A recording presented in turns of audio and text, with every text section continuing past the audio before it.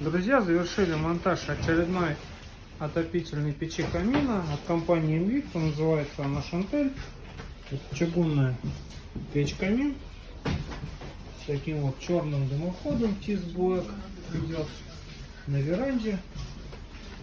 Разделка за печкой, вот эта вот кирпичная стенка, подиум керамогранит. Такая вот красота. Поставили антиконденсационную вставочку на дымоход.